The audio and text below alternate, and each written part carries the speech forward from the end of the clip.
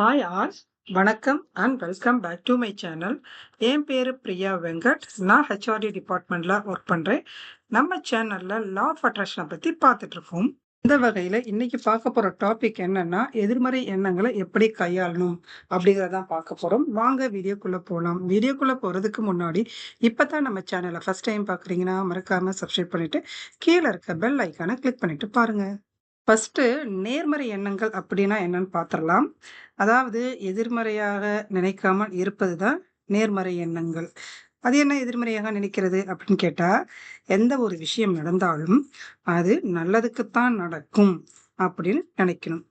அது மட்டும் இல்லைங்க, நடக்கிற எல்லாமே நல்லபடியாக தான் நடந்துட்டு இருக்குது, அதாவது சரியாக தான் நடந்துட்டு இருக்குது அப்படிங்கிற எண்ணத்தை வளர்க்கணும். அப்படிங்கிற எண்ணத்தை வளர்க்கறதுக்கு பேரு தான் நேர்மறை எண்ணங்கள். நேர்மறை எண்ணத்தை அவ்வளோ சீக்கிரமா நம்மளால வளர்த்துக்க முடியுமா அப்படின்னு பார்த்தா அது ரொம்ப கஷ்டம்தான். ஆனா அதை தொடர்ந்து பழக்கப்படுத்திக்கிட்டே வந்தோம்னா அது கண்டிப்பா முடியும்.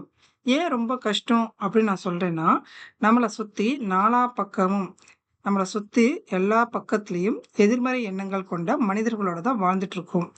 அது மட்டும் இல்லைங்க, நமக்கு கிடைக்கிற செய்தித்தாள்களாக இருந்தாலும் சரி, நம்ம பார்க்குற டிவி சீரியல்ஸாக இருந்தாலும் சரி, நம்ம பார்க்குற நியூஸ் சேனல்ஸாக இருந்தாலும் சரி, எல்லாத்துலேயும் எதிர்மறை எண்ணங்கள் கொண்ட விஷயங்கள் தான் அதிகம் இருக்குது. அடுத்து எதிர்மறை எண்ணம் உள்ள மக்கள் ஒரு விஷயத்தை எப்படி பார்ப்பாங்க அப்படின்னு பார்க்கலாம். இப்போ நம்ம ஒருத்தவங்கள பார்த்து எப்படி இருக்கீங்க அப்படின்னு கேட்டா என்ன சொல்லுவாங்க? எதிர்மறை ஆட்கள் அப்படின்னா, ஏதோ இருக்கேன் அப்படின்னு சொல்லுவாங்க. இன்னும் சில பேர் சுமாரா இருக்கேன் அப்படின்னு சொல்ற ஆட்கள் இருக்குது. நேரமே சரியில்லைப்பா, வண்டி பாட்டுக்கு போகுது, இந்த மாதிரி வார்த்தைகளை தான் பயன்படுத்துவாங்க. எதிர்மறை ஆட்கள்கிட்ட எப்படி இருக்கீங்கன்னு கேட்டா இந்த மாதிரி எதிர்மறை எண்ணமுடைய வாக்கியங்களை தான் சொல்லுவாங்களே ஒழிய நேர்மறை வாக்கியங்களை பேச மாட்டாங்க.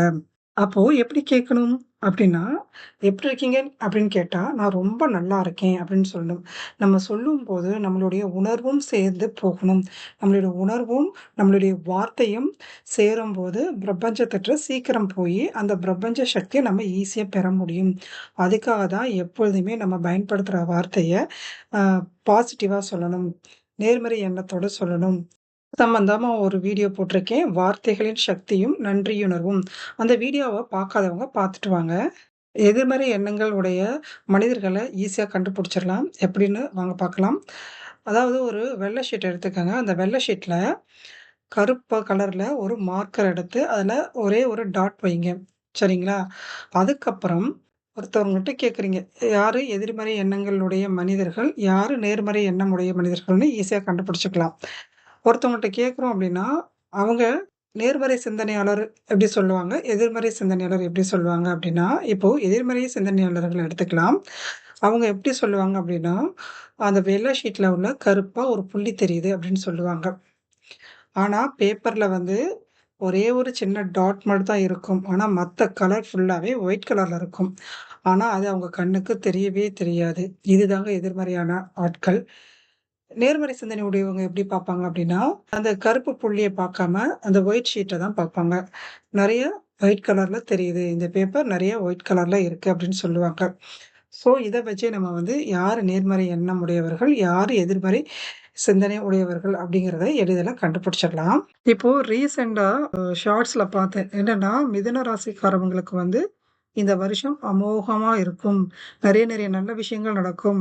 நிறைய பாசிட்டிவான விஷயங்கள் நடக்கும் அப்படின்னு சொல்லி போட்டிருக்காங்க.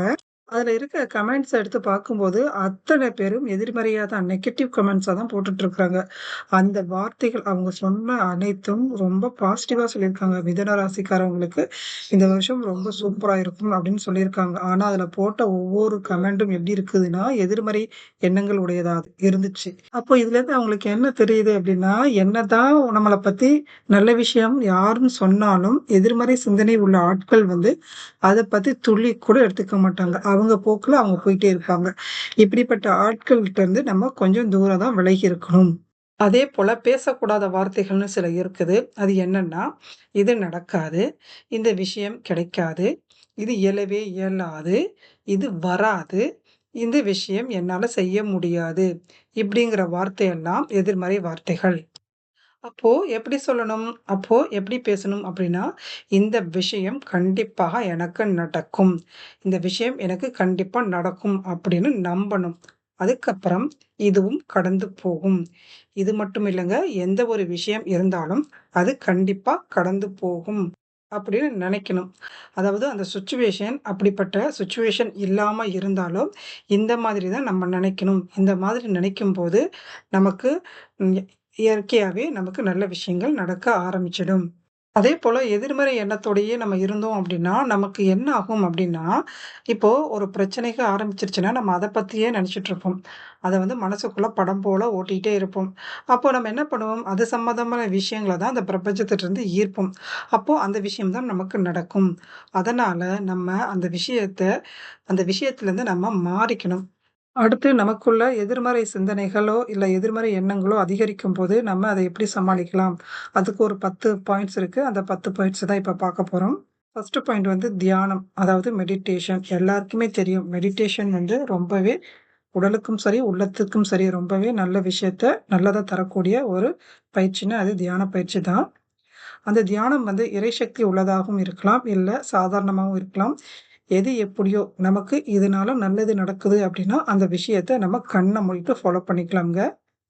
இதனால என்ன ஆகும் அப்படின்னா, நமக்குள்ள தோன்ற பயம், பதற்றம், கோபம், சோர்வு இதெல்லாம் கொஞ்சம் கொஞ்சமாக போயிடும். உடனே நடக்குமா அப்படின்னா, அது கண்டிப்பா சாத்தியமே இல்ல. இத வந்து நீங்க தொடர்ந்து பயிற்சி செஞ்சுகிட்டே இருக்கும்போது, ஒரு கட்டத்துக்கு நம்ம அதுக்கு பழகிடுவோம். நம்மளே அறியாம நம்ம வந்து நெறைய நல்ல விஷயங்கள ஈர்க்க ஆரம்பிச்சுடுவோம்.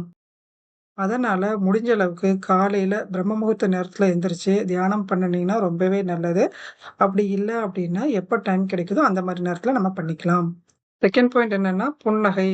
அதாவது சோகமா இருக்கிற நேரத்துல, இல்ல நமக்கு மன கஷ்டத்துல இருக்கிற நேரத்துல நம்மள வந்து சிரிக்க சொல்றாங்க. எப்படி சிரிக்க அந்த நேரத்துல சிரிக்க முடியுமா அப்படின்னு பார்த்தா ரொம்ப கஷ்டம் தான். ஆனா அதுக்கு ஒரு பயிற்சி இருக்கு. அந்த பயிற்சிய வந்து நம்ம சோகமா இருக்கிற நேரத்துல நம்ம அத ஃபாலோ பண்ணோம் அப்படின்னா, அது கண்டிப்பா நம்மளால முடியும் அப்படின்னு சொல்லியிருக்காங்க. என்ன அப்படின்னா, ஃபர்ஸ்ட்டு ஒரு கண்ணாடி முன்னாடி நின்னுக்கங்க. கண்ணாடி முன்னாடி நின்னுட்டு நம்ம முகத்த நல்லா பார்த்துக்கணும். பார்த்ததுக்கப்புறம் கொஞ்சம் கொஞ்சமா நம்ம உதட்டுலருந்து சிரிப்ப வர வைக்கணும். இப்படி பிராக்டிஸ் பண்ணும்போது நம்மளுடைய முகத்துல உள்ள இறுக்கங்கள் கொஞ்சம் கொஞ்சமா குறைய ஆரம்பிச்சுரும். சரி அப்படி பண்ண முடியல அப்படின்னா, ஏதாவது நல்ல ஒரு காமெடி ஃபிலிம பார்க்கணும். அப்படி பார்க்கும்போது நம்மளே அறியாம நம்ம சிரிக்க ஆரம்பிச்சுருவோம். வாய் விட்டு சிரித்தால் நோய் விட்டு போகும். அதனால பிரச்சனைகளும் நோய் மட்டும் இல்லங்க. நோய்க்கு மூல காரணமே வந்து நம்மளுடைய மன அழுத்தம் தான். ஸோ நோய் வர்றதுக்கு முன்னாடி அந்த மன அழுத்தத்த நம்ம விரட்டி அடிச்சுட்டோம் அப்படின்னா, நம்ம வந்து நோய்ங்கிற அடுத்த கட்டத்துக்கே போக மாட்டோம். சரிங்களா? 3 பாயிண்ட் என்னன்னா, நம்மளுடைய நண்பர்கள். நம்மளுடைய நண்பர்கள வந்து செலக்ட் பண்றதுல ரொம்ப கவனம் வேணும். நம்மளுடைய எண்ணத்துக்கு தகுந்தாப்புல நம்மளுடைய ஃப்ரெண்ட் சர்க்கிளும் இருக்கணும். நம்ம நேர்மறை எண்ணத்தோட இருக்கிறோம். ஆனா நம்மளுடைய ஃப்ரெண்டு வந்து எதிர்மறையோட சிந்தனையா இருந்தாங்க அப்படின்னா, அது ரொம்ப சிக்கல். ஸோ நம்மளுடைய ஃப்ரெண்ட்ஸ் வந்து நேர்மறை எண்ணத்தோட இருக்கும்போது, அவங்கள்ட்ட நம்மளுடைய சுக துக்கங்கள ஷேர் பண்ணோம் அப்படின்னா, அதனால நமக்கு ரிலீஃப் கிடைக்கும். அதனால மன அழுத்தம் குறைய ஆரம்பிச்சுரும். 4த் பாயிண்ட் என்னன்னா, எண்ணத்த நேர்மறைக்கு மாற்றுறது. சிரமம் தான். கொஞ்சம் கஷ்டம் தான். இப்போ நம்ம வந்து எதிர்மறையா நெனச்சுக்கிட்டே இருக்கோம் அப்டின்னா, நமக்கு அதனால நமக்கு ஏதாவது நன்மைகள் வந்துச்சுன்னா, நம்ம அந்த விஷயத்த தொடர்ந்து நெனச்சுட்டே இருக்கலாம். ஆனா, அந்த மாதிரி நம்ம நெனைக்கும்போது, நம்மளே அறியாம நமக்கு அது வலியும், வேதனையும் தான் வந்துகிட்டு இருக்குது. ஸோ, அந்த வலியும், வேதனையும் நமக்கு கிடைக்க, கிடைக்க அத தான் பிரபஞ்சத்திட்ட அந்த விஷயத்த நம்ம ஈர்ப்போம். அதனால நம்ம என்ன பண்ணணும் அப்டின்னா, அந்த மாரி விஷயத்த நெனைக்கக்கூடாது. ஒண்ணே ஒண்ணு மட்டும் நெனச்சுக்கங்க. இப்போ இந்த மாரி சிச்சுவேஷன நம்ம அத நெனச்சு, நெனச்சு அத அதுக்கு உணர்வு குடுத்துட்டே இருந்தோம்னா, அதனால நமக்கு ஏதாவது பயன் வருதா? அதனால நமக்கு நன்மைகள் கிடைக்குமா? அப்படிங்கிறத கொஞ்சம் யோசிச்சு பாருங்க. நமக்கே தெரியும். இதனால நமக்கு எந்த ஒரு அதாவது அதுக்கு அந்த பிரச்சனைக்கான சொல்யூஷனும் கிடைக்க போறதில்ல. அப்போ அந்த மாரி சிச்சுவேஷன நம்ம வராம இருக்கணும் அப்படின்னா, அதுலேருந்து நம்ம நம்ம மைண்ட மாத்திக்கணும். ஒண்ணே ஒண்ணு மட்டும் நெனச்சுக்கங்க. என்னன்னா, எதுவா இருந்தாலும் மாற்ற முடியும். ஒரு சினிமா டயலாக் தான். "மாற்றங்கள் ஒன்றுதான் மாறாதது." வடிவேல் சொல்லுவாரு. "மாற்றங்கள் ஒன்றுதானே மாமா மாறாதது" அப்படின்னு. மாற்றங்கள் ஒன்று மட்டும் தான் மாறாதது. மத்தபடி கஷ்டமோ, நஷ்டமோ, இன்பம், துன்பம் எல்லாமே மாறக்கூடியது அப்படிங்கிறத பதிய வச்சுக்கங்க உங்க மனசுல. சரிங்களா? அடுத்த பாயிண்ட் என்னன்னா, குறை கூறுதல்ங்க.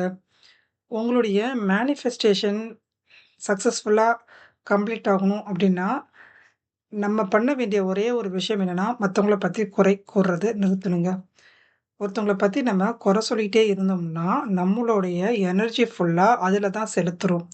நமக்கு தேவையான மேனிஃபெஸ்டேஷனுக்கு நம்மளுடைய எனர்ஜிய செலுத்தாம இருக்கிறதுனால, நம்மளுடைய மேனிஃபெஸ்டேஷன் தடைப்படும். ஓகேங்களா? இப்போ ஒருத்தவங்கள பத்தி நம்ம குறை சொல்றோம் அப்படின்னா, அதனால ஏதாவது நமக்கு பயன் வருதா? அந்த நேரத்துல தான் நம்மளுடைய மனசு கொஞ்சம் சந்தோஷமா இருக்கும். அது தேவையில்லாத அல்ப சந்தோஷம். அப்போ அந்த அல்ப சந்தோஷத்துக்காக நம்மளுடைய முக்கியமான பெரிய குறிக்கோள அடையிறதுக்கு நம்ம வச்சுக்கிற ஆப்புங்க. சரிங்களா? அப்போ நம்ம என்ன பண்ணணும்? மத்தவங்கள பத்தி குறை சொல்றத இன்னைக்கு நிறுத்திருங்க.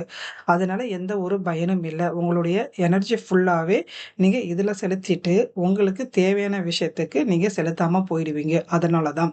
இந்த விஷயம் நிறுத்துனா, எனக்கு இதனால நன்மைகள் வரும் அப்படிங்கிற மனசார முழுசா நம்புங்க. அப்படி நம்புனா மட்டும் தான் நம்மளால நம்மளுடைய விஷயத்த ஈஸியா அடைய முடியும். சரிங்களா? இந்த சீக்ரெட் அப்படிங்கிற புக்ல ஒரு அழகான விஷயம் சொல்லியிருப்பாங்க. என்னன்னா, ஒரு அரசியல்வாதி நமக்கு புடிக்கல அப்படின்னா, அவங்கள பத்தி நம்ம பேசக்கூடாது. சப்போஸ் அவங்கள பத்தி நம்ம பேசுனோம்னா, நம்மளுடைய ஒட்டுமொத்த சக்தியும் அந்த புடிக்காதவங்களுக்கு நம்ம குடுத்துட்டே இருப்போம். அப்போ என்ன ஆகும் அப்படின்னா, அவங்களுக்கு தேவையான எனர்ஜி ஃபுல்லா நம்ம நம்ம மூலமா அவங்களுக்கு போயிட்டே இருக்கும். அதனால ஆட்டோமேட்டிக்கா அடுத்து அவங்க வின் பண்றதுக்கான வாய்ப்புகள் அதிகரிக்கும். அப்போ உங்களுக்கு யாரு புடிக்கலையோ, அதுல கவனத்த செலுத்தக்கூடாது. யாரு உங்களுக்கு புடிச்சிருக்கோ, அதுல கவனத்த செலுத்தணும் அப்படின்னு சொல்லியிருக்காங்க. அப்ப அந்த மாரி தாங்க நம்மளும். நமக்கு என்ன வேணாமோ, அந்த விஷயத்துல தான் நம்ம அனைத்து சக்தியும் செலுத்துறோம். அப்போ அதுக்கான பிரபஞ்ச சக்திய தான் நம்ம வாங்க முடியும். அப்ப அத நிறுத்திட்டு நமக்கு என்ன தேவைங்கிற விஷயத்துல நம்ம கவனத்த செலுத்தணும் அப்படின்னா, கண்டிப்பா அத நோக்கி நம்ம பயணம் செய்ய முடியும். அதன் மூலமா நம்மளுடைய பிரபஞ்ச சக்திய பெற்று நம்மளுடைய குறிக்கோள ஈஸியா அடைய முடியுங்க. ட்ரை பண்ணி பாருங்க. 6வது பாயிண்ட் என்னன்னா, மத்தவங்களுக்கு உதவி செய்றது. அந்த உதவி சின்னதா இருந்தாலும் சரி, பெருசா இருந்தாலும் சரி, அந்த நேரத்துல அந்த உதவி நம்மளுடைய மனநிலைய மாற்றும் அப்படிங்கிறது உண்மைங்க. நீங்களும் ட்ரை பண்ணி பார்த்துட்டு கமெண்ட்ல சொல்லுங்க. சரிங்களா? 7வது பாயிண்ட் என்னன்னா, எது நடந்ததோ அது நன்றாகவே நடந்தது. கீதாச்சாரத்துல சொல்லியிருப்பாங்க. எது நடந்ததோ அது நன்றாகவே நடந்தது. எது நடக்கிறதோ அது நன்றாகவே நடக்கிறது. எது நடக்கப் போகுதோ அதுவும் நன்றாகவே நடக்கும். அப்படிங்கிறத நெனச்சுக்கங்க. இப்போ இன்னைக்கு ஒரு விஷயம் பிடிக்காத விஷயம் நமக்கு நடந்துச்சுன்னா, இதனால நமக்கு நிச்சயம் நன்மை. இதனால எனக்கு நன்மை தான் அப்படிங்கிறத மனசார நம்புங்க. முழுசா நம்புங்க. சரிங்களா? 8வது பாயிண்ட் என்னன்னா, பாடுறது. நமக்கு கஷ்டமான நேரத்துல நமக்கு புடிச்ச பாட்ட வாய்க்குள்ளேயே முணுமுணுன்னு பாடிக்கிட்டே இருக்கும்போது, நம்மளுடைய மனநிலை மாறுங்க. அதனால மனசோட பாரம் குறையும், சுமை குறையும். அந்த நேரத்துலருந்து நம்ம கொஞ்சம் விடுபடலாம். அந்த நேரத்துல நம்ம கொஞ்சம் விடுபட்டாவே, நம்ம எதிர்மறை எண்ணத்த ஈர்க்க மாட்டோம். இதுதான் உண்மை. இதனால என்ன ஆகப்போகுது அப்படின்னு நினைக்காதீங்க. இந்த சின்ன விஷயத்த மாற்றத்துக்கு உட்பட்டோம் அப்படின்னா, நமக்கு பெரிய விஷயங்கள் தானாவே சேரும். 9வது பாயிண்ட் என்னன்னா, நன்றி கூறுறது. நன்றி கூறுறது மாரி பிரபஞ்ச சக்திய பெறுறதுக்கு ரொம்ப, ரொம்ப, ரொம்ப முக்கியமானது என்னன்னா, கிராட்டிட்யூட் தாங்க. ஒரு சின்ன விஷயத்துக்கு நீங்க நன்றி சொல்லி பாருங்க. கண்டிப்பா பெரிய விஷயங்கள் தேடி வரும். இது சம்பந்தமா நெறைய வீடியோஸ் போட்டிருக்கேன். பார்க்காதவங்க பாருங்க. பாயிண்ட் என்னன்னா, நல்லதை பாருங்கள், நல்லதை படியுங்கள் அப்படிங்கிறது தாங்க. நம்ம நியூஸ் பேப்பர்ல எதிர்மறை செய்திகள் இருக்கிறத படிக்கக்கூடாது. ஏன் படிக்கக்கூடாது அப்புட்ன்னா, நம்ம ஒரு விஷயத்த எதிர்மறையான விஷயத்த நம்ம படிக்கிறோம் அப்படின்னா, அந்த மாரி விஷயத்த நம்ம தூண்டும். அடுத்தடுத்து அந்த மாரி விஷயத்த நமக்கு தூண்டிட்டே இருக்கும். அப்ப அந்த மாரி செய்திகள் தான் நமக்கு வரும். இப்போ நம்ம YouTubeலயே பாருங்க. YouTubeல நம்ம ஒரு என்ன விஷயத்த நம்ம பார்க்குறோமோ, அது சம்பந்தமான விஷயங்கள் தான் வரும். இப்போ நீங்க லா ஆஃப் அட்ராக்ஷன பத்தி பார்க்குறீங்க அப்படின்னா, அது சம்பந்தமான வீடியோஸ் வரும். இல்ல நல்ல ஒரு காமெடியானத பார்க்குறீங்கன்னா, அது அது சம்பந்தமா வரும். இந்த மாரி நமக்கு என்ன தேவையோ, அந்த விஷயங்கள் தான் நமக்கு வந்துட்டு இருக்கும். அது மாரி தாங்க. நம்ம அந்த மாரி சக்திய தான் நம்ம ஈர்ப்போமே ஒழிய, நமக்கு அதுலேருந்து மாற்றம் பண்ணக்கூடிய ஒரு விஷயத்த ஈர்க்க மாட்டோம். அப்போ எதிர்மறை செய்திகள் இருக்கிற பேப்பர்ஸையோ, இல்ல எதிர்மறை செய்திகள் உள்ள ஏதோ ஒரு விஷயத்த நீங்க தொடர்ந்து பார்த்துட்டு இருக்கீங்க, படிச்சுட்டு இருக்கீங்க அப்படின்னா, உங்களுடைய சக்தி எல்லாம் அதுல போயிட்டு, அது சம்பந்தமான விஷயங்கள நீங்க ஈர்க்க ஆரம்பிச்சுருவீங்க. அதே போல இன்னொரு முக்கியமான விஷயம் என்னன்னா, டிவி சீரியல்ஸ பார்க்குறத முடிஞ்ச அளவுக்கு தவிர்த்துக்கிறது நல்லது. ஏன்னா, ஒரு மனிதருக்கு நேர்மறை சிந்தனைய விட, எதிர்மறை சிந்தனைகள் தான் மனசுல பதிய ஆரம்பிச்சுடும். ஒரு ஃபிலிம் பார்க்குறோம் அப்படின்னா, அந்த ஹீரோ வந்து நெறைய நல்ல விஷயங்கள் செய்வாரு. ஆனா, அது அவங்களுக்கு மனசுல பதியவே பதியாது. இதே ஒரு சிகரெட்ட வந்து தூக்கி போட்டு, அப்படியே ஸ்டைலா புடிக்கும்போது, அதுதான் மனிதர்களோட மனசுல பதியுமே ஒழிய, அந்த படத்துல உள்ள நல்ல விஷயங்கள் ஒண்ணு கூட அவங்களுக்கு பதியாது. அதனால நேர்மறை சிந்தனைய விட எதிர்மறை எண்ணத்துக்கு சக்தி அதிகம். அதனால அதுல நம்ம சக்திய செலுத்தக்கூடாது அப்படிங்கிறத தான் சொல்ல வரேன். முடிஞ்ச அளவுக்கு வந்து நல்ல நல்ல அ நேர்மறை எண்ணங்கள், நேர்மறையான விஷயங்கள படிக்கிறதோ, பார்க்கிறதோ கத்துக்கங்க. எப்படி படிக்கணும்? என்ன மாரி புக்க படிக்கலாம் பார்த்தீங்கன்னா, மோட்டிவேஷனல் ஸ்டோரி நெறைய இருக்கு. சக்சஸ் ஸ்டோரி இருக்குது. இந்த மாரி நம்ம படிக்கும்போது நமக்கே ஒரு உத்வேகம் வரும். இந்த 10 விஷயத்தையும் யாரெல்லாம் ஃபாலோ பண்றீங்களோ, அவங்க எல்லாம் அவங்க லைஃப்ல நல்ல ஒரு மாற்றத்த கொண்டு வர முடியுங்க. எல்லா விஷயத்தையும் ஒரே நேரத்துல பண்ண முடிஞ்சா பண்ணுங்க. அப்படி இல்லன்னா, ஒண்ணு ஒண்ணா பிராக்டிஸ் பண்ணிட்டே வாங்க. ஒரு கட்டத்துல அது உங்களுக்கு பழகிடும். ஓகேங்களா? மாற்றங்கள் ஒன்று தானே மாறாதது அப்படிங்கிறத மனசுல பதிய வச்சுக்கோங்க. இந்த வீடியோ பிடிச்சிருக்குன்னு நினைக்கிறேன். பிடிச்சிருந்துச்சுன்னா லைக் பண்ணுங்க, ஷேர் பண்ணுங்க, மறக்காம சப்ஸ்கிரைப் பண்ணுங்க. தேங்க் யூ ஃபார் வாட்சிங். Thank you to all. Thank you to universe.